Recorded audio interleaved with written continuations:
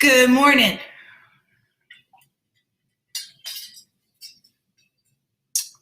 What exciting things are you going to be doing in 2020?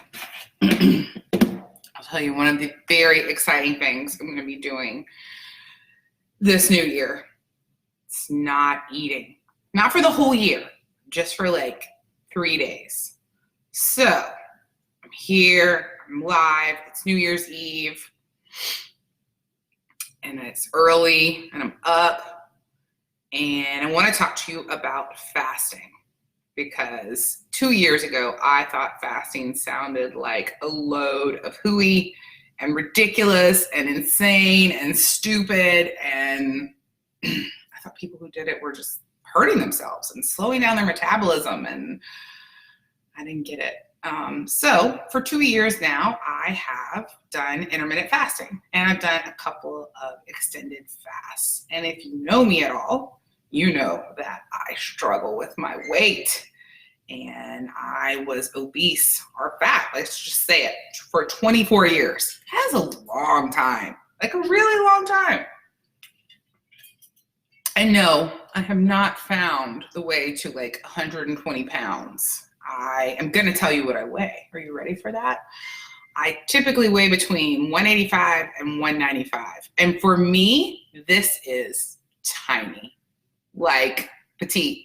Because since I've been an adult, I have never weighed that little. Those were actually my goals. My goal was to weigh 195 pounds. Good morning, Nancy. How are you? Happy New Year. Hi, Pam. Can't wait to see you.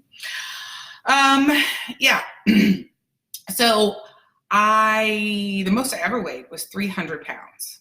That was really uncomfortable. I was on 6 medications a day. Struggled with all kind of health issues, pre-diabetes, got pneumonia a lot, bronchitis a lot, struggled with fertility, polycystic ovarian syndrome, like everything. And now that I'm in the 180s, 190s, I take no daily medications. I'm 45 years old and I'm generally more healthy. I still get sick sometimes. I've been sick the past couple of weeks and it really ticks me off. I'm like, I do fasting and I eat well. Should I not ever get sick? But I still do, and it sucks. So are you curious about fasting? Do you have questions? Because I'm your girl if you want to know about it. It was on NBC the other day. I think it's really finally breaking through in mainstream media. And so more people are talking about it. So what do you want to know about fasting? Do you think it's nuts? Have you tried it? So who should try fasting? I think if you want to lose 300 pounds, it's something to look at. I think if you want to lose 5 pounds, it's something to look at. I think if you want to improve your health, it's something to look at. I think it's something that is accessible to anyone at any socioeconomic level. So many things about diets and better health require more money. And it's only limited to people who have lots of money and lots of time. Fasting is not that situation. And it's one of the reasons I think it's the great equalizer and really important for people to be educated about.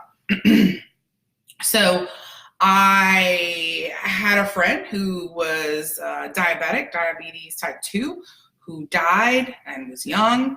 And I wonder if fasting could have helped her. I don't have that answer and I don't know. But my role this year is to talk more about this option for people so they can know about it in a really open way and see if it might be something that is right for them. I have no idea if it's right for you. I don't know what's right for you, but I think it's an option people should look at. So almost 2 years ago, I started a site called fastinglane.com, which I'd love for you to check out, and a podcast, Life in the Fasting Lane. And I've been fortunate enough to write a book with Dr. Jason Fung, who is the author of The Obesity Code, and Megan Ramos, who is the head of the fastingmethod.com. And that book is available for pre-order now on Amazon. Buy the book. I would love for you to. You can pre-order Life in the Fasting Lane. Or if you don't have money to buy the book, go to the site, fastinglane.com, and get all the blog and podcast information for free. But I want you to have this information. I want you to share it with somebody who is dealing with health issues or trying to lose weight or looking for something that costs $0 and might help their health. Hi, Lizzie. Thank you so much. So, any questions? Any questions about fasting? Do you want to know what my longest fast was? My longest fast was 11 days. And I did it right after I found about fasting, which was super stupid, like super dumb. My family suffered because I was awful emotionally when I did this, and miserable because I didn't understand things about electrolytes and salt and bone broth and tea and enough water. And I just kept having these mental breakdowns about why is fasting working. I thought if I didn't eat food for 5 days, I would just drop dead, but this is working. And I got so angry. So I don't advise doing that if you're just getting into fasting. That was real stupid. I did another fast for 10 days last year, and I got coached by Megan Ramos, who is brilliant. You can watch that entire fast at fasting.fyi/10, TEN. And I documented that whole process, and I'm getting ready to do the same thing. So if you go to fasting.fyi/3, THREE, and I need to put those links in here, you'll be able to watch my 3-day fast. I'm going to put some stuff in the Facebook group too, but you know, some people probably get sick of that. So Pam says, in the middle of the night with extreme hunger, I struggle with waking up. Pam, yeah, I get it. When I do multi-day fasts, it's like a muscle that you're practicing with when you fast. And at first, dealing with the hunger is really tough. And you think, I'm never going to be able to do that. But I do find as you push through, the hunger ends. Usually the hunger will only last for an hour and a half, and then it will go away without food, which is not something I knew, to be honest, because I had always eaten all the time. So that was really interesting to me. When I fast multi-day, I don't sleep as well, because I have massive amounts of energy, theoretically because of the adrenaline pumping through my body telling me to go hunt for food. So I get a lot done. I schedule myself as much as possible so I'm not bored, because there's a lot of time when you don't shop and cook and clean and eat food, right? There's so much time. And during that time, I clean out my house, I get stuff done, but you're right, I think I sleep much less. But I still have tons of energy when I do extended fasts.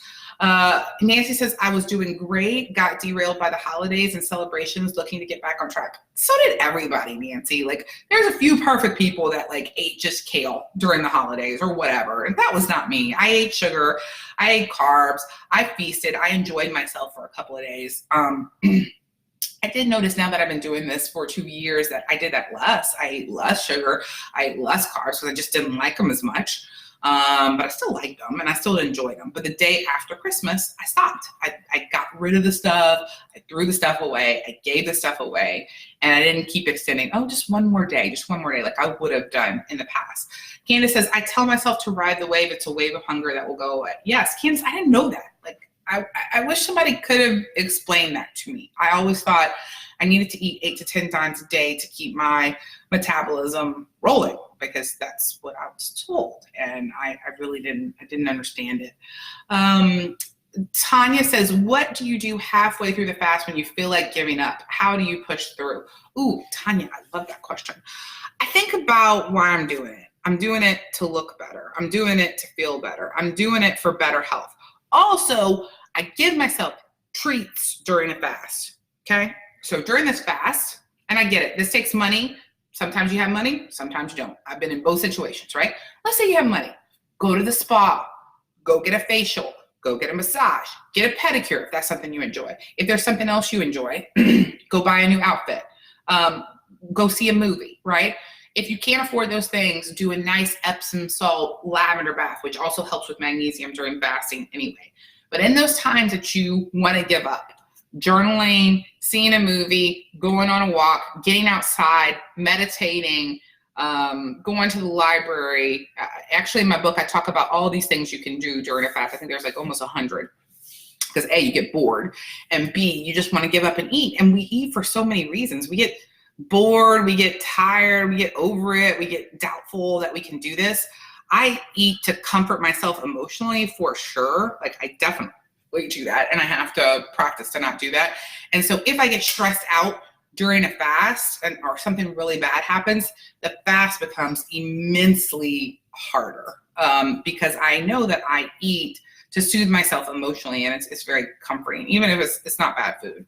So Iris says, I find on night 2, I am wired. I'm at 40 hours and was up at least every hour last night, rolling around, talking to the dog, peeing, Facebook, hoping this fasting muscle firms up, never quitting, love seeing health restored. Ira, that's fantastic. I think that's really typical. I always struggle to sleep a lot when I'm fasting. And just remember, I used to think, oh my God, I'm not sleeping enough. I'm so unhealthy with this fasting. That's not the situation. The situation is when you do an extended fast, your adrenaline increases, which makes it more difficult for you to sleep. And the theory behind this is your body is saying, oh, you haven't eaten, you must need food. I'm going to increase your adrenaline so you have the capacity, brain power, heightened brain power, and energy to go hunt. And what actually happens during extended fasting is your metabolism increases, not decreases like people think. People think that it causes starvation and your body shuts down and it stops burning energy. That's not true, because then people would not have, when they were cavemen, been able to hunt, right? They wouldn't have had the energy and the smarts, because it takes a lot of smarts and a lot of energy to hunt an animal. So that adrenaline pumps you up. So when you can't sleep during fasting, it's not because you're unhealthy and you're not doing something wrong. It's just your body giving you more adrenaline. So how in the modern day should you use that adrenaline? Vacuum the house. I'm not going to do that, but like theoretically, if you needed to, vacuum the house. I organize drawers and desks. I throw things away. I write letters. I reach out to a friend I haven't talked to. I go for a walk with the dog. Will I pull weeds? No. But if you wanted to garden, that sounds like a great idea. But there's all kind of things that you've been meaning to do that you should just do during that time. And don't beat yourself up about not being able to sleep. Drink some water. Make sure you get enough salt. And when you feel good enough to go to sleep, go to sleep. Candace says, to help me sleep, I drink some sleepy time herbal tea. It helps me relax. I love that idea, Candace. I really hate tea. I wish I liked it. I don't like it. Every once in a while, like if I'm like really fasting or dying because I'm sick, then I'll drink some tea. But I hate the whole thing about it. Heather says, I was told at 12 years old to always eat every 2 hours to keep up blood sugar. If only I knew about fasting. It's taken a year and I've lost 100 pounds so far. Still going. I was 307 in December 2018, now 205, and my new goal is 170. Heather, what a badass you are. Like, that's incredible. And I get it. I peaked at 300 pounds as well. I was eating 8 to 10 times a day. I wasn't eating the right foods, but I was told I needed to eat carbs. Carbs were essential. Guess what? You could go the rest of your life without eating a carbohydrate and live very healthily. Carbohydrates are not essential to your body at all. It is not true. Number 2, we were told, keep your metabolism going. Get up in the morning and eat as soon as possible. That'll start the fire of your metabolism. And then eat little meals. If you're fat, eat little meals all day long, and that'll keep it going. Well, I did that all the time. And I will tell you, for me, it was not effective. And I'd love to hear from somebody who eats 8 to 10 times a day and is at the weight they would like to be and the health they would like to be. I haven't met that person yet. I don't see that. Now, that person exists, I'm sure. We are all different. We all have different needs. And I'm not saying fasting is the answer for you.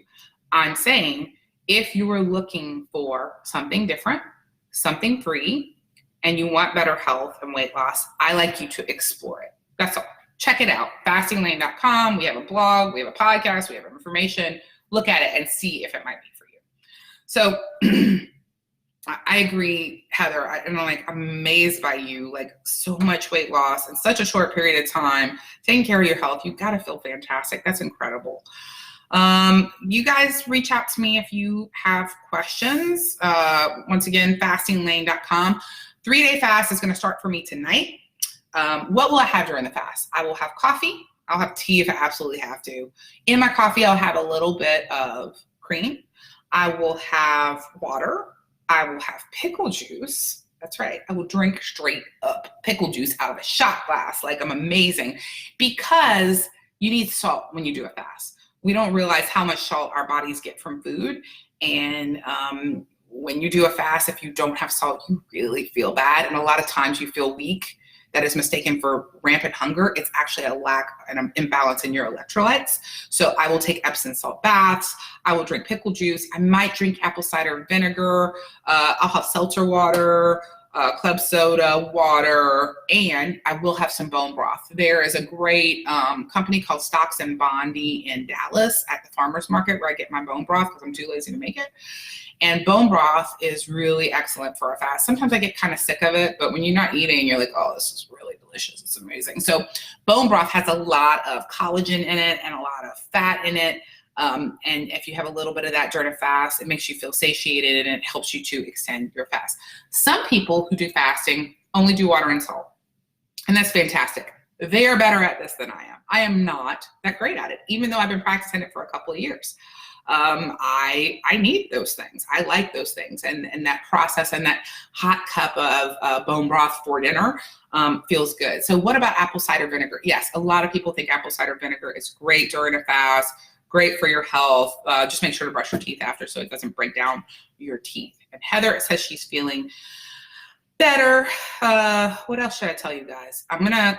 Should I come back every day and do this live? Or maybe I'll just post the videos where Megan Ramos is coaching me. But if you have questions you want me to ask or things you want me to do or suggestions you have about your own stuff, let me know. Ruth says chicken broth is not allowed. No, you really shouldn't do regular broth. It has more carbohydrates in it, which can get you closer to like really breaking the fast as opposed to the bone broth. And the bone broth has more collagen and more fat in it that's going to keep you satiated and make you feel better, quite honestly, than just regular broth. So try not to have regular broth.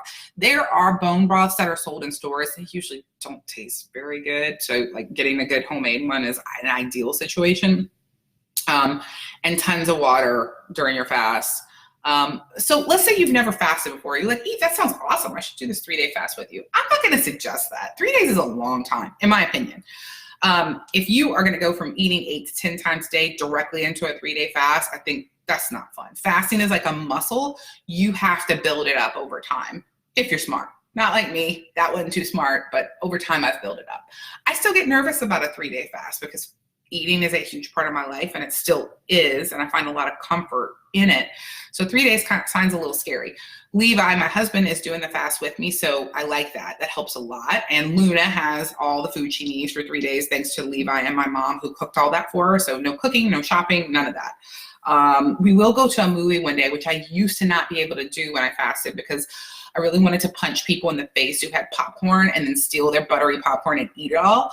I have less feelings of hatred for people who are eating when I'm fasting now. So I guess that's progress. 2 years. So I'm going to go see Star Wars tomorrow. I'm pretty pumped about that. All right, guys. Check out fastinglane.com. Check out my book, Life in the Fasting Lane. Let me know if you have questions. Candace says, I learned if you are feeling cold during a fast means you're dehydrated. Just FYI to anyone. I've heard that some, Candace, but I also have heard some people who get cold during a fast, whether they're dehydrated or not. Some people just are like that. I have only gotten cold twice during a fast. I just don't get cold. My daughter, on the other hand, gets cold all the time. I use an electric blanket, drink more water, check it out. Nancy says, when are you starting? Tonight. I'm starting tonight. So today I'm going to eat a lot of food. It's going to be awesome. I'm eating bacon and black-eyed peas and cabbage to get my stuff in for next year for my luck and my money. And I'm going to eat a steak today, and I'm going to eat a steak salad for lunch, planning on my food. Also, I'm not exactly sure what time I'm starting today because I'm going to a party at 8 o'clock. And I'm not sure if I'm going to eat at the party or not. I'm not too much of a drinker, so I don't really have to worry about that, but I can't decide what time today. And whatever time I finish eating today is when I get to eat on the 3rd, right? So like I'm pretty motivated to finish eating early today. So on the 3rd, I can eat at that time when I finish. That's a lot of thinking, but it is. All right. Any other questions? Any other thoughts, comments, things you want to know? Uncomfortable questions? Like I really thought 2 years ago fasting was the stupidest, most unhealthy thing I'd ever heard of. But for 2 years now, I've been living this lifestyle, traveling the world to see doctors and scientists and researchers talk about this, and also talk about low carb and eating whole foods, which is just something that I do as well. And it's changed the way I view it. And I care about your health, and I care about your hotness, and I want those things to be the best they can for you. And I hope you find the way that works for you. And I hope that my information and my honesty about this process, whether it sucks or it's good, it's not glamorous, is helpful. So check out fastinglane.com. Message me if you have a question, and I will stop eating tonight, and I will come back and tell you how it's going and what's up with all that. All right, guys, Happy New Year.